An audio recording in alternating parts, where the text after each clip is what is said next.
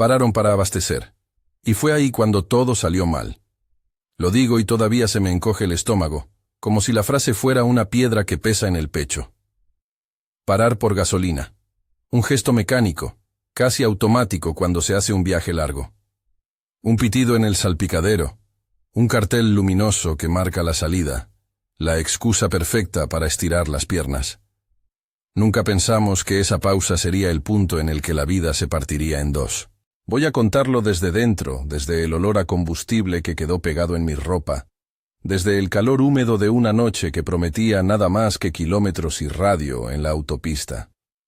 Esta es la historia de Nora y mía. La noche en que un gesto de ayuda se convirtió en la última vez que la vi sonreír. Era otoño.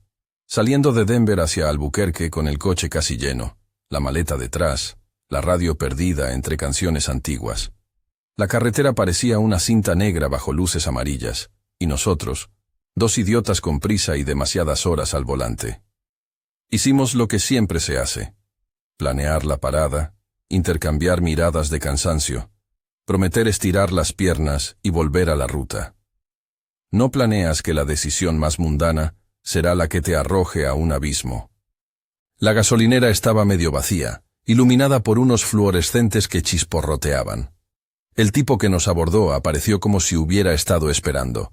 Un camionero, grande, con la gorra metida hasta las cejas, las manos aún manchadas de grasa. Se inclinó por la ventanilla con la familiaridad de alguien que cree que tiene derecho a todo. Dijo algo sobre la rueda trasera, que quizá echaba chispas. Fue una frase pequeña, técnica. Su voz, la de quien se ayuda de la jerga para sonar creíble. Al principio no pensé en peligro. ¿Quién no agradece que alguien te avise de una posible avería? Nora bajó y abrió el capó por costumbre, por ver, por hacer algo que distraiga. El ruido de la gasolina al rellenar el depósito, el clic metálico del pie apoyándose en la chapa del coche, el murmullo de la noche. Todo formaba un paisaje inofensivo. El camionero se ofreció a mirar mejor, a acercarse, a echar un vistazo, con esa mezcla de autoridad y prisa que te deja sin tiempo para pensar. Fue rápido, demasiado rápido. Recuerdo la sensación del frío en las manos cuando intenté sujetar la linterna. Un movimiento detrás de mí, un golpe seco y luego oscuridad fragmentada. No escuché la conversación clara, solo fragmentos. Una palabra que sonaba como suelta, otra que era un llamado distante. Cuando recobré la noción de las cosas, me encontré en el suelo junto al coche. La linterna había rodado y daba destellos erráticos. Vi a Nora en el suelo, inmóvil. Alguien corría hacia nosotros con pasos puntuales, el olor a gasolina mezclado con algo metálico, y su voz, que ahora reconozco como una amenaza bajo la apariencia de ayuda. No voy a recrear el maltrato en detalle, no estoy aquí para eso. Pero no puedo evitar contar cómo cambia la percepción del tiempo cuando la violencia cae. El mundo se disuelve en sonidos puntuales.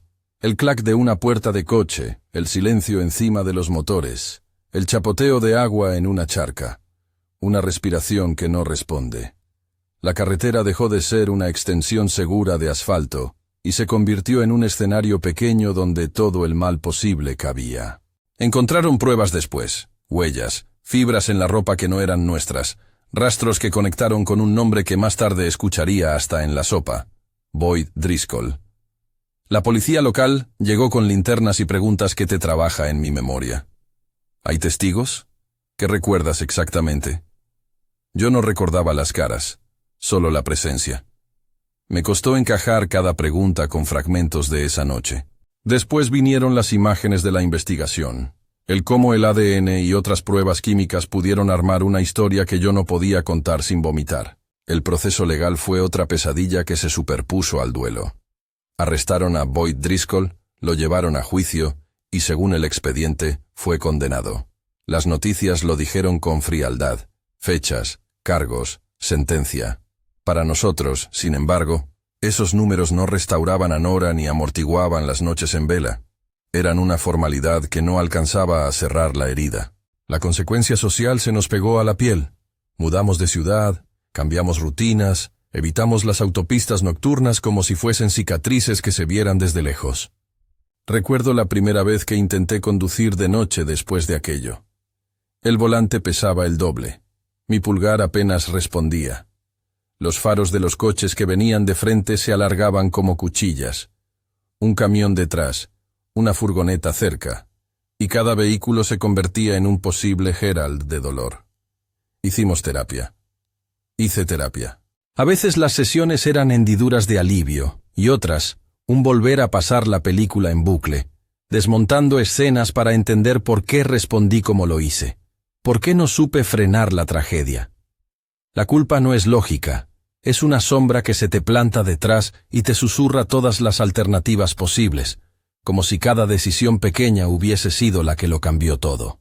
La familia de Nora tuvo que asistir al proceso, escuchar pruebas y alegatos, ver descripciones técnicas de lo que pasó aquella noche. No gustó. Ninguna de las palabras de la sala ni los veredictos consiguió devolverle la risa.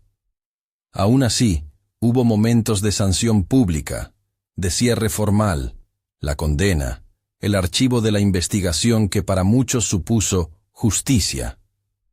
Para quienes la conocimos, la justicia no deshizo el vacío, pero sí dejó constancia y límites. Y eso, aunque insuficiente, importó. El nombre del acusado quedó en el registro. El juicio cerró una puerta oficial que nos permitió empezar, lentamente, a reconstruir una vida menos expuesta. Lo que quiero subrayar, lo que me persigue, es lo simple que fue la trampa. Una mano junto a una rueda, una oferta de ayuda, una frase técnica que sonaba a profesional. Pequeños detalles que no levantaron sospecha hasta que fue demasiado tarde. Y de ahí la enseñanza amarga. La vulnerabilidad se asoma justo en medio del gesto más humano, en el momento en que crees que estás haciendo lo correcto. Si esta historia está llamándote la atención o te resuena de algún modo, suscríbete para no perder las próximas entregas. Hay más relatos que examinan esa misma línea tan delgada entre cuidado y peligro. Porque no fue un caso aislado, en el sentido de cómo empieza. La cadena se repitió en otras rutas, con variaciones. Tomemos el caso de Carla y Greg, un matrimonio joven que viajaba de Portland a Sacramento en plena luz del día. Era un trayecto corto, una escapada de fin de semana con la mochila en el maletero y planes sencillos. Comer en una carretera con vistas, reírse de los mapas en el móvil. Querían llegar pronto para aprovechar la tarde. Pararon en un área de servicio porque la ventanilla del copiloto se atascó. A veces las cosas más nimias son las que te obligan a detener el coche. Un problema eléctrico, un pitido que se niega a callar. Se acercó un hombre. No era la típica figura amenazante del cine. No llevaba armas a la vista, ni exhibía un comportamiento excéntrico. Su rostro era común, casi cansado. Pidió agua. Dijo que su coche no arrancaba. Parecía genuino. Se sentó en el asiento trasero con la naturalidad de quien acepta hospitalidad. En pocos minutos, su tono cambió. De petición pasó a instrucciones, y de instrucciones a exigencias. Quiso controlar el mapa, tomar decisiones del viaje, sugerir salidas alternativas. A ojos de cualquiera, quizá habría parecido la intervención de un loco. Para ellos fue algo más siniestro, una maniobra para alejar al conductor de una ruta prevista, para reducir la visibilidad y el acceso. El tipo insinuó que había un checkpoint un poco más adelante, que sería mejor evitarlo, que ellos, los conductores, sabían cómo sortear esas cosas sin problemas. Carla y Greg se miraron. La tensión se instaló sin hacer ruido.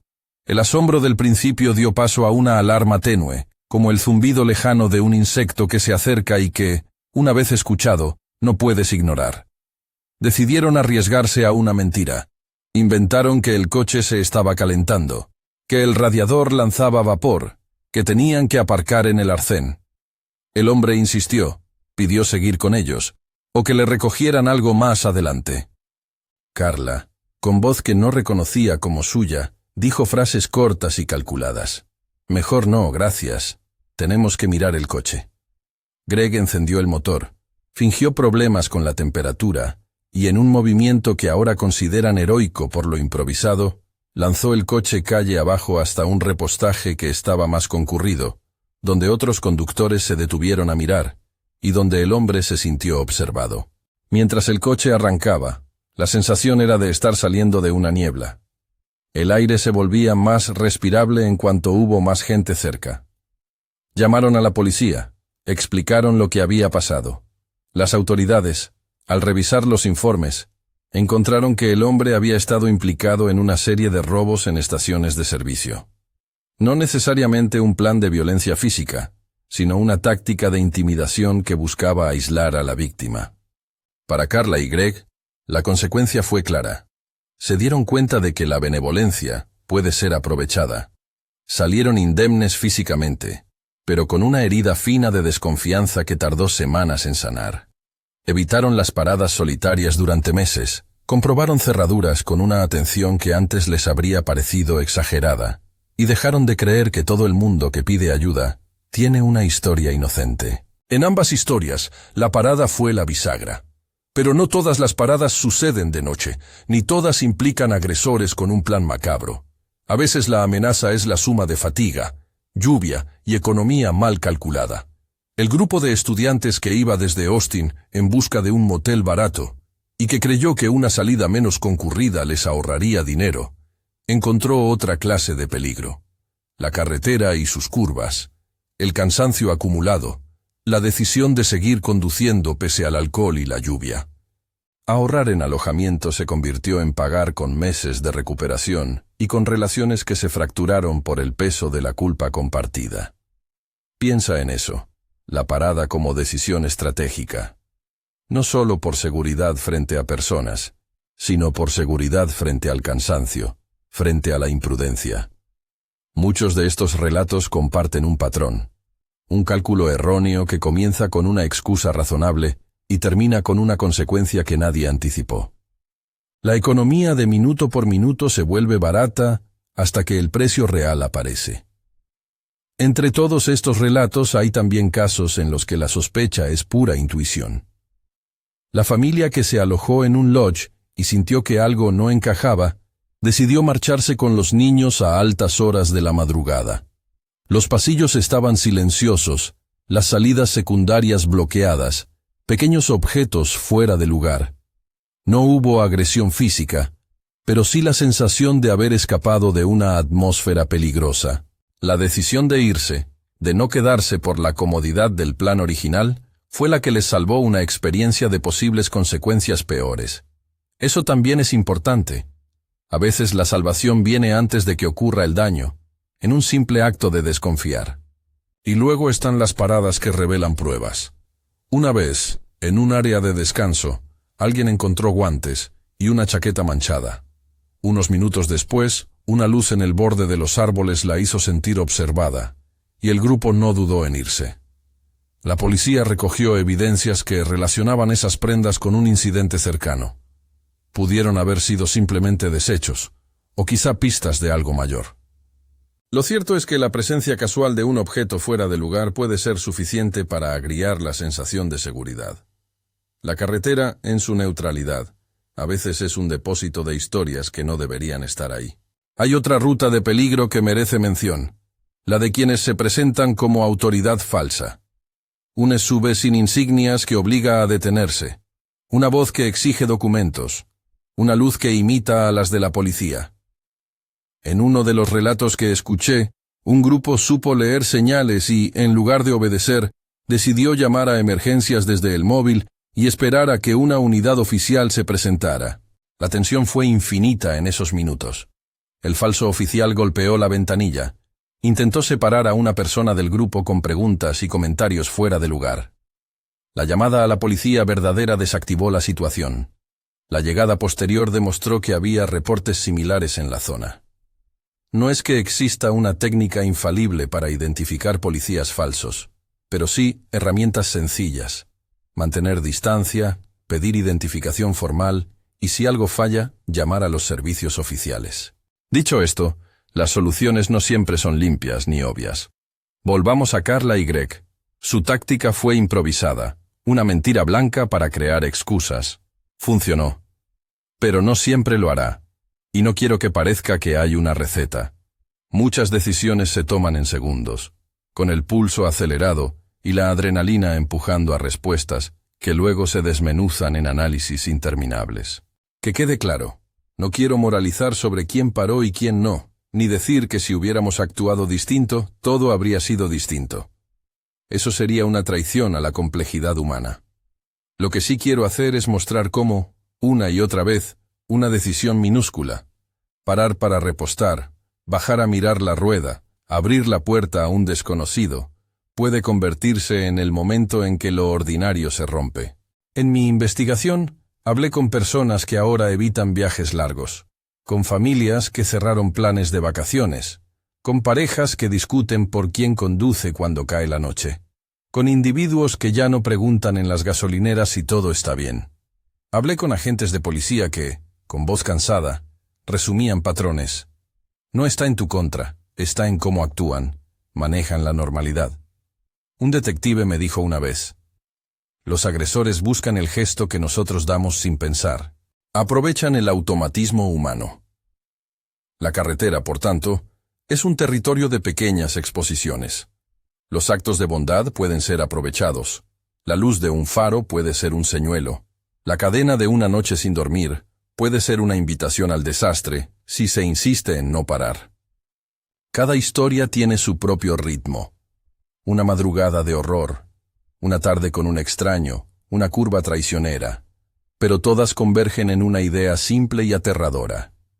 Parar para abastecer, para respirar, para arreglar una avería, es un punto de inflexión. A veces ese punto se resuelve con un gesto comprensivo y unas monedas menos. Otras se convierte en algo mucho más grave. Mientras contemplo estas historias, quedan muchos hilos abiertos, las sentencias que no calman, las investigaciones que siguen abiertas, las habitaciones vacías donde alguien ya no vuelve. Hay lugares donde la justicia fue clara y otras donde el expediente aún dice indefinido. Hay familias que derraman relatos en habitaciones que huelen a café frío y a pastillas. Otras que optan por el silencio absoluto. Y entre todo eso, hay una lección. La prudencia no es paranoia, y la intuición, aunque imperfecta, puede salvarte. Voy a seguir contando. En la siguiente historia, la que comienza en una salida de la autopista y termina en una maniobra deliberada para obligar a un vehículo a parar con objetivos aún más oscuros, hay lecciones sobre convoys y señales coordinadas, sobre cómo un grupo puede convertir una ruta en una trampa. También hablaré de un episodio, de esos que te hacen mirar detrás del asiento, donde la policía falsa casi separa a alguien de sus amigos, y de lo que hicieron los que decidieron no abrir la ventanilla. Pero antes quiero detenerme un momento en algo que escuché de la pareja mayor que se llamaba la pareja del Winnebago. Planeaban recorrer el país con calma, con mapas y una intención romántica de ver lugares que siempre pospusieron. Pararon en una gasolinera por consejo de un dependiente que les habló de una ruta más segura. No lo siguieron. Un pick-up empezó a seguirles poco después, lento, persistente. Los adelantaron, y el pick-up volvía a ponerse delante. En una rotonda, su presencia se volvió agobiante. Minutos después, el asalto que tanto temíamos por historias comunes se hizo real. Vehículos en formación cerraron la carretera, hubo golpes en el capó, una maniobra deliberada provocó una pequeña colisión que abrió un hueco para bajar corriendo. La pareja huyó a pie, dejó el campamento y el motor del Winnebago fue quemado. La policía pudo arrestar a algunos implicados, pero no todos. Aquella pareja dijo que, desde entonces, no volvieron a sentir confianza en los viajes largos. Su historia no terminó en la carretera. Terminó en listas de nombres y en la administración de seguros, en cuchillas burocráticas que tardan meses en resolverse. Y sobre todo, terminó en el miedo que les impidió volver a soñar con itinerarios y atardeceres desde una ventana de autocaravana. Si lees esto y piensas en tu próximo viaje, quizá te suene exagerado. Quizá pienses que todo esto suena a una cadena de casualidades. Es legítimo. Yo también lo pensaba antes de que mi vida cambiara con un pitido en el tablero. Pero al hilo de toda esa inercia de minuto a minuto, comenzaron a aparecer patrones. Señales que repiten los agresores, un control falso, una insistencia disfrazada de ayuda, una luz que no parpadea como una policía real. y excusas que se usan para que aceptes la presencia de un desconocido en tu coche. La suma de esos patrones es lo que produce la tragedia. Aún quedan historias por relatar, y aún quedará mucho por entender de cada caso. Algunos terminaron con detenciones, otros con investigaciones abiertas, y otros con la simple y cruda consecuencia de una vida que ya no es la misma. En cada relato hay una decisión: parar o no parar, darle una mano o cerrarla, mirar detrás del coche o confiar en el gesto ajeno. No hay fórmulas infalibles, pero sí hay algo que emerge con fuerza: la importancia de la prudencia y de escuchar la voz interior que nos dice que algo no está bien. Voy a relatar ahora un incidente que ocurrió en una curva bajo la lluvia, con estudiantes que creyeron que ahorrar en un motel implicaba seguir hasta la madrugada. Y luego volveré a los episodios donde la policía tuvo que intervenir por vehículos que señalaban desvíos y arrastraban coches hacia caminos secundarios. En algunos de esos casos, lo que empezó como una maniobra de luces y gestos, terminó en persecuciones mentales y físicas. Allí las víctimas aprendieron que el conjunto importa más que la pieza aislada. Una luz mal colocada, un vehículo que te sigue, y la soledad de la carretera pueden combinarse hasta convertirse en una trampa. Pero antes de eso, y esto lo digo porque la historia de la noche con Nora me lo dejó claro, quiero que te quedes con una imagen, la de una gasolinera que parece un oasis en la noche. Hay un brillo de esperanza en ese lugar, el tipo de sitio donde la gente comparte un momento y luego se dispersa. Y sin embargo, en esa misma imagen hay un punto de ruptura que puede abrirse sin aviso. Esa dualidad es la que atraviesa todas estas historias. Parar para abastecer puede ser lo más corriente del mundo, o puede ser el instante en que todo sale mal, y muchas veces, la diferencia entre uno y otro resultado depende de segundos. La curva vino como una traición, no como un gesto súbito, sino como la eficacia paciente de algo que se había ido gestando durante kilómetros. Lluvia fina que no perdona, neumáticos que ya no tienen la mordida de hace unas horas, y una serie de decisiones concatenadas. Una cerveza de más en la cena, la falsa promesa de «llegamos y dormimos», que al final pesaron más que cualquier plan. Me cuesta decir los nombres sin que me corroa la culpa ajena, pero los que iban en ese coche eran jóvenes, universitarios de Austin que se conocían desde la facultad. Lena y Marco al volante por turnos, Jonah, que se reía demasiado alto para disimular el cansancio, y Priya, que dormía con el teléfono en la mano como si fuera una boya. Iban con la idea de ahorrar, un motel barato a la salida de la próxima ciudad y una noche más de música que de sueño. Esas pequeñas economías, aprovechamos y ahorramos en alojamiento, son las que comúnmente cierran el telón de la prudencia. Todo empezó con una salida que prometía atajos. El GPS les sugirió una carretera secundaria para ahorrar 20 minutos. Las nubes habían adelantado la noche. La lluvia, al principio, era un murmullo en el parabrisas. Luego, una cortina que disminuye la visibilidad por tramos. Marco dijo en voz alta que podía con ello, que la carretera dejaba curvas noblemente abiertas. No se dieron cuenta de que la fatiga y la confianza panorámica se alimentan entre sí. Cuanto más confías, menos percibes los signos de peligro. Entraron en la curva a una velocidad que, con lluvia, dejó de ser una cifra y se convirtió en un cálculo de riesgo. El coche derrapó. El giro, que en seco habría sido un gesto más del volante, con asfalto mojado, fue un látigo. Yo no estaba allí, pero me lo contaron como si cada sonido fuera una aguja. El chirrido, el golpe sordo contra la barrera, la trituradora de metal que no parece real. El impacto produjo una confusión tan completa que muchos recordaron solo fragmentos. La radio que se apagó, el teléfono que voló por los aires, la cabeza de alguien que golpeó la ventanilla. Cuando llegaron los primeros auxilios, la escena olía a gasolina y a caucho quemado, y había un sonido de sirenas que parecía tardar el doble en llegar. Las consecuencias fueron inmediatas y rotundas. Hospitalizaciones, lesiones que dejaron a algunos con cicatrices físicas y a otros con secuelas invisibles, la fractura de amistades que habían viajado juntas y que, tras la cama de hospital, se miraban como extraños. Un sofá en una sala de espera se convirtió en tribunal improvisado donde se repetían versiones y culpas. Si hubiéramos parado antes, si hubiéramos pagado el motel, si alguien no hubiera insistido en seguir. La lengua humana tiene un repertorio infinito para el reproche. Pero el resultado material fue también brutal. Costosas operaciones, terapias físicas y psicológicas, meses de recuperación, y la sensación, para quienes sobrevivieron, de que una decisión minúscula había reescrito sus vidas. Lo que aprendimos de ese accidente no fue una lección moral sencilla, sino una suma de factores. La fatiga aumenta el margen de error. La lluvia acelera la pérdida de control. La economía a corto plazo puede salir cara. Las familias, en las visitas a hospitales, terminaron por repetir la misma frase hasta la náusea. Pararon para ahorrar, y eso los dejó expuestos a algo peor. En el expediente policial, se dejó constancia de la combinación de alcohol leve, fatiga y condiciones meteorológicas como causas principales.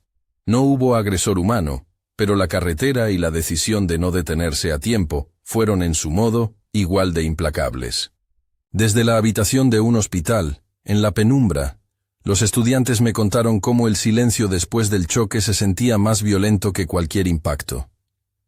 Prilla me dijo, con la voz que se le quebraba si hablaba del tema largo tiempo, que había soñado muchas noches con curvas infinitas. Marco, en terapia, explicó que había aprendido a no justificar la audacia, con la idea de que todo nos sale bien. Sus palabras eran un recordatorio duro. No todas las paradas que salen mal lo hacen por una mala intención humana.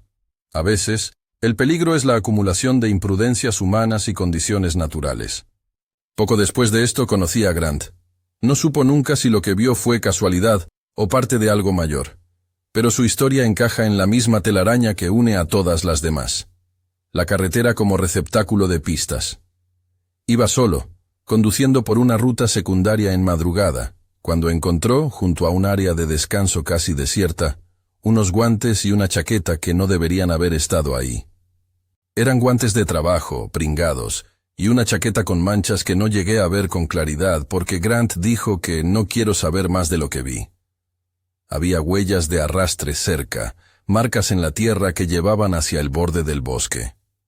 Ese detalle menor, prendas fuera de sitio, le dio una sensación de que algo estaba mal. Al poco tiempo de señalar esto, vio una luz fija entre los árboles. No era la intermitencia de una linterna moviéndose, era un foco que parecía mirar hacia la carretera. Grant volvió al coche con el estómago en la garganta. No se detuvo por curiosidad ni por valentía.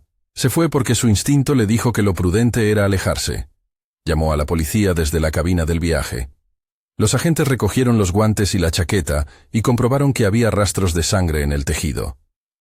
Para Grant, eso cambió su noche y su forma de conducir. Desde entonces, evita áreas de descanso solitarias en horas nocturnas, y cuando por trabajo tiene que parar de madrugada, lo hace en estaciones bien iluminadas y con gente. La policía local clasificó el hallazgo como evidencia potencial de un delito cercano. El caso entró en investigaciones que no siempre generan titulares, pero que ocultan una verdad. Muchas escenas que parecen anécdotas son puntas de iceberg. En paralelo a estos hallazgos, hay un peligro que funcionaba con el sigilo de la autoridad: los falsos agentes. En una historia que me relataron, el episodio se centró en un SUV que imitaba la forma en la que una patrulla se presentaría. El vehículo se colocó detrás de un coche que circulaba por una autovía secundaria a la noche. Encendió una luz que intentaba parecerse a la de la policía. Quien conducía aquel coche pensó que debía parar. ¿Quién no? Y lo hizo en un arcén. Un hombre alto, sin insignias oficiales, se acercó y pidió documentos. Intentó, con preguntas y pretextos, separar a una persona del coche. «Baja, que me debes explicaciones. Ven con nosotros, es más seguro fuera». Había algo afilado en su insistencia, una energía que no encajaba con la calma informativa que suele irradiar un agente de verdad. Los que estaban en el coche optaron por otra ruta. Mantuvieron la distancia, cerraron las ventanillas y llamaron a emergencias. Los minutos hasta que llegó una patrulla oficial fueron una eternidad. El hombre del SUV golpeó el capó, preguntó, trató de intimidar. La llamada a la policía, según me contaron, fue lo que disipó la amenaza. Cuando patrullas con insignias reales aparecieron, el SUV se alejó a toda prisa. En el informe policial se encontraron otros reportes similares en la misma franja horaria, un patrón. Y la comunidad de conductores comenzó a difundir la recomendación de, si algo no cuadra, llama y espera con las puertas cerradas. Pero ese consejo, bueno y prudente, no siempre es fácil de aceptar en el momento. La adrenalina enturbia el juicio, las manos tiemblan, y durante esos minutos nadie garantiza la seguridad. Garrett fue el nombre que se le quedó a ese caso porque, en los reportes locales, el agresor fue identificado así. Garrett era la forma en que constaba en llamadas y descripciones iniciales. La constancia de ese identificador ayudó a trazar una serie de incidentes parecidos por carretera en esa región. En algunos casos los implicados fueron arrestados. En otros, desaparecieron antes de que se pudiera colectar prueba suficiente. La lección final no es la de la paranoia, es la de la atención. Si una autoridad no se presenta con papeles, si la luz no parpadea como debe, si las preguntas parecen torcerse hacia lo personal, hay margen para sospechar y para actuar con cautela. Otro episodio que me marcó fue el de una familia con niños que reservó una noche en un lodge, que desde la llegada parecía tener fisuras. No era que el lugar gritara peligro, más bien, unas pequeñas disonancias creaban una sensación de desasosiego constante. Las salidas protegidas estaban bloqueadas por muebles. En uno de los pasillos, las luces se apagaban y quedaban zonas en penumbra. Objetos que deberían haber estado en recepción aparecían fuera de lugar. A los niños les encantan las aventuras de hotel. Corretean, miran por las ventanas y preguntan por todas las cosas. Ese día los padres notaron que cada vez que un niño abría la puerta de la habitación, algo, un ruido, una sombra, parecía contener la respiración. No consiguieron poner una palabra precisa al malestar hasta que, una madrugada, la madre salió al pasillo con una linterna y notó que una de las salidas de emergencia estaba bloqueada con algo pesado. Esa simple barrera fue el detonante. No hubo agresión explícita ni terrible persecución, pero la familia lo interpretó como una señal de que algo no estaba bien, y tomando la decisión de irse en mitad de la noche, empacaron a los niños con ropa de abrigo y salieron del lugar dejando todo atrás. No llaman la atención. Algunos visitantes han llamado después para reportar extravíos de equipaje, pero la familia nunca volvió a reclamar. A veces la sospecha, sin pruebas concretas, es suficiente para salvar una vida. Si no lo fuese, la historia de esa noche no estaría entre las que cuento. En el otro extremo de la escala de amenazas, están los casos de grupos organizados que usan señales coordinadas para crear trampas. Mason y su compañía, como se les ha llamado en informes periodísticos, organizaron maniobras donde varios vehículos se colocaban a modo de embudo, escoltando o limitando la salida de un vehículo hacia rutas secundarias. Las luces eran una herramienta. Parpadeos sincronizados, cambios de carril deliberados y una coreografía de coches que parece inocua en la distancia, pero que en práctica bloquea opciones. Las víctimas que han contado esto hablan de la sensación de estar siendo rodeados como si fueran animales en una jaula. En algunos de esos incidentes, la estrategia fue seguida por asaltos. En otros, por la simple extorsión. Un vehículo se ve obligado a detenerse. Los ocupantes son intimidados y obligados a entregar dinero o pertenencias. La historia de Mason, a la que accedí mediante entrevistas con detectives y con víctimas, muestra cómo la planificación puede convertir una carretera en un instrumento de crimen. Uno de los testigos me dijo: «Te das cuenta de que no es algo improvisado cuando ves cómo controlan el paso y las salidas. Es como si hubieran ensayado donde iban a dejarte sin opciones». Algunos de estos grupos han sido desarticulados por la policía. A otros les cuesta descartarse porque cambian de modus operandi. La investigación policial, en estos casos, se apoya en registros de cámaras, declaraciones de camioneros y radares de tráfico, pero hay lagunas. Las rutas secundarias no están cubiertas por tantas cámaras como las autopistas principales. Además del peligro explícito, están las consecuencias humanas, las que se mantienen largas después de que el gas se haya evaporado y la prensa haya pasado a otra historia. Les pregunté a muchos, a los que sobrevivieron y a los familiares, cómo sentían esa transformación diaria en su psique. Una víctima me contó que para ella, la noche ya no es tiempo de descanso. Mi cuerpo se prepara para un peligro que quizá no exista, y esa preparación es su propio castigo. La ansiedad se instala en pequeñas acciones. Verificar cerraduras, mirar por el retrovisor cada pocos segundos, sentir una taquicardia al oír un motor que se aproxima detrás. Estas reacciones son patrones de supervivencia. En el mejor de los casos, sirven para proteger. En el peor, desgastan. La terapia fue un hilo recurrente en las conversaciones que mantuve. Algunos buscaron profesionales especializados en trauma, otros fueron diagnosticados con trastorno de estrés postraumático y comenzaron tratamientos que incluían terapia cognitivo-conductual y, en ciertos casos, medicación. El costo social y económico es enorme. Pérdida de productividad, tratamientos prolongados, cambios de trabajo si la persona no puede volver a conducir, o decisiones de dejar de viajar por placer o por trabajo. Para algunas parejas, la conducción compartida se convirtió en una fuente de conflicto. ¿Quién se atreve a conducir de noche? ¿Quién decide cuándo parar? Estos son dilemas domésticos con raíces en experiencias que, en un momento, fueron públicas, un titular, una fecha en prensa, y luego privadas, dolorosamente personales.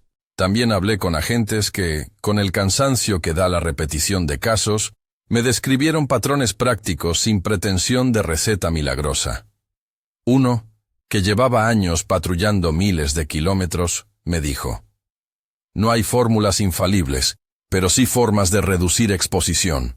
Evitar paradas solitarias de madrugada, aparcar en zonas iluminadas y concurridas si puedes, y desconfiar de situaciones que no cuadran. Si algo te choca en el estómago, eso cuenta.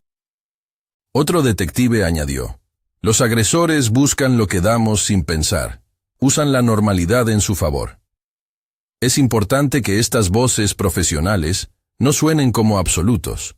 Su función es ofrecer marcos de sentido, no recetas. Aún así, entre la advertencia y la toma de decisiones hay un terreno moral delicado. No deseo que ninguna de estas historias sirva para señalar con el dedo a quienes, por compasión o por imprudencia, eligieron ayudar. Ayudar sigue siendo una virtud. El problema es cuando esa virtud es explotada. No se trata de dejar de ser humanos, sino de introducir a la bondad un elemento de prudencia, pequeños ajustes de comportamiento que no anulan la solidaridad, pero que la protegen. Cerrar una ventanilla, exigir una identificación, elegir una gasolinera con más tránsito, son medidas que, en conjunto, pueden marcar la diferencia. Volviendo a la idea central que me traje desde la primera noche que conté, la imagen de la gasolinera como oasis y quebranto. Quiero subrayar que la parada no es un villano en sí misma. Parar para repostar, para estirar las piernas, para arreglar una avería, es tan necesario como respirar en viajes largos. Lo que las historias que he relatado muestran es que la pausa es un momento de exposición, un paréntesis en el flujo seguro del trayecto. Y como todo paréntesis, tiene el potencial de cambiar el sentido de una frase entera. Parar puede salvarte. Parar también puede, en circunstancias concretas, transformarse en la grieta por donde entra el peligro. En los procesos judiciales que sí avanzaron, la documentación mostró cómo se arman las piezas: llamadas, testigos, huellas, videos de cámaras de seguridad.